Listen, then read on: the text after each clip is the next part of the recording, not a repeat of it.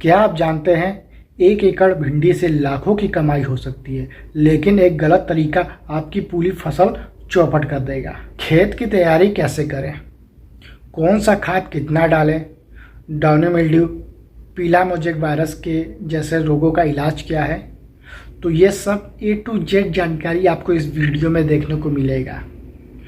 तो वीडियो में नया है तो वीडियो को लाइक करें, चैनल को सब्सक्राइब करें और अपने भिंडी वाले साथियों के साथ शेयर ज़रूर करें ताकि उनको भी अपनी भिंडी की खेती में अधिक लाभ प्राप्त हो। किसान साथियों, अब हम स्टेप बाय स्टेप वीडियो में आगे बढ़ेंगे। तो पहला है खेत की तैयारी कैसे करें।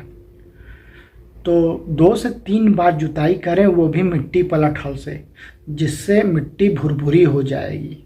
और ऐसी मृदाओं का चयन करें जिसमें अच्छा जल निकासी हो, क्योंकि जहाँ पर पानी रुकेगा तो जर्मिनेशन में आपको दिक्कत का सामना करना पड़ सकता है। वैसे तो सभी प्रकार की मृदा में भिंडी की खेती की जा सकती है, लेकिन बलुई दोमट मृदा भिंडी के लिए सर्वोत्तम रहता है, जिसका पीएच मान 6 से 7 पीएच मान हो।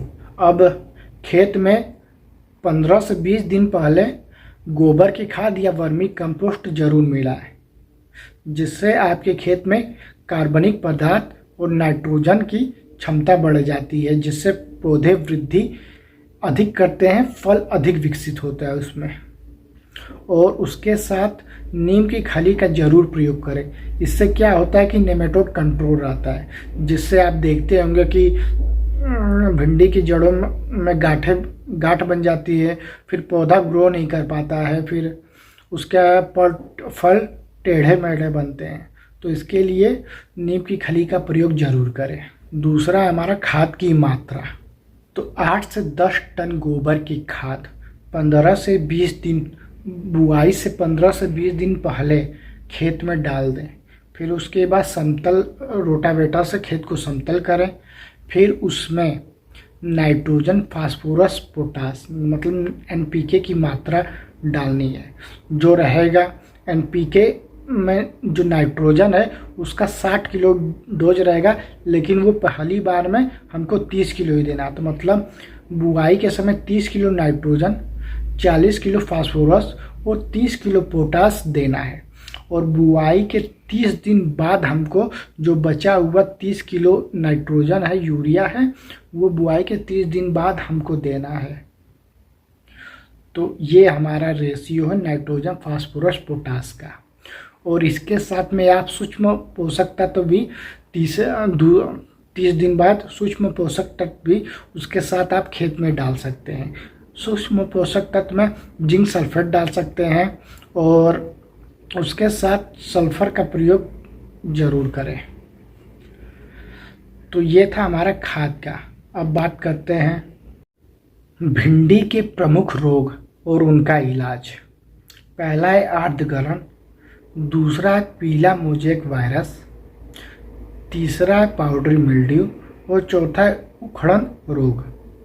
जो आर्द्रगलन होता है उसमें जो आप देखेंगे कि पौधा मुरझाने लगता है और तना गलने लगता है, पौधों का विकास नहीं होता, तो आर्द्रगलन। और पीला मोजेक वायरस जो होता है, पीला सिरा मोजेक वायरस, उसमें पत्तियां पीली होने लगती हैं। जो फल के पास आप देखेंगे तो गांठें पीली होकर धारियां पीली होने लगती हैं और फलों का विकास नहीं होता। पाउडरी मिल्ड्यू में पत्तियों पर पाउडर जैसे धब्बे बनने लगते हैं। और जो उखड़न रोग है उसमें जड़ सड़ने लगते हैं। जो आर्द्रगलन रोग है उसके लिए हम भिंडी के बीज का उपचार करना पड़ेगा और उसके लिए हम ट्राइकोडर्मा से बीज उपचारित कर सकते हैं, जिससे हमें आर्द्रगलन की समस्या देखने को नहीं मिलेगी। दूसरा जो रोग है वो है हमारा पाउडरी मिल्ड्यू।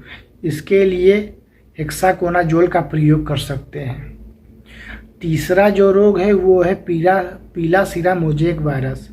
इसके लिए जिम्मेदार होती है सफ़ेद मक्खी, जो एक रोग से दूसरे रोग पर ट्रांसफ़र करता है, वायरस को ट्रांसफ़र करता है, इसलिए एक पौधे से दूसरे पौधे पर रोग जाता है। इसके लिए हमको इमिडाक्लोप्रिड का प्रयोग करना है। चौथा जो रोग है वो है चौथा जो है वो है उखड़न रोग। इसके लिए हमको कार्बेंडाजिम का प्रयोग करना है। तो किसान साथियों, ये था भिंडी के बारे में कुछ जानकारी। अब हम बताते हैं कि जो पौधे से पौधे की दूरी कितनी रखनी है और मेड़ से मेड़ की दूरी कितनी रखनी है। तो जो पौधे से पौधे की दूरी है वो आप 18 से 20 सेंटीमीटर रख सकते हैं, और जो मेड़ से मेड़ की जो दूरी है वो 45 से 60 सेंटीमीटर आप रख सकते हैं। इससे आपको एक निश्चित दूरी पर पौधे लगाएंगे, पौधों का दूरी एक निश्चित क्रम में रहेगा, तो उससे आपका जो शाखाएं अधिक दूरी तक विकसित होंगी, अधिक शाखाएं ग्रोथ होंगी और प्रत्येक शाखा में अधिक आपको फलों की संख्या देखने को मिलेगी। तो किसान साथियों, अगले वीडियो में आप अगर चाहते हैं कि होली बाद कौन से हम भिंडी के बीज लगा सकते हैं तो उसके बारे में कमेंट ज़रूर करिएगा। अगर आप कमेंट करेंगे तो उसके ऊपर हम वीडियो बना देंगे। मिलते हैं अगले वीडियो में, तब तक के लिए जय जवान जय किसान। धन्यवाद आप सब।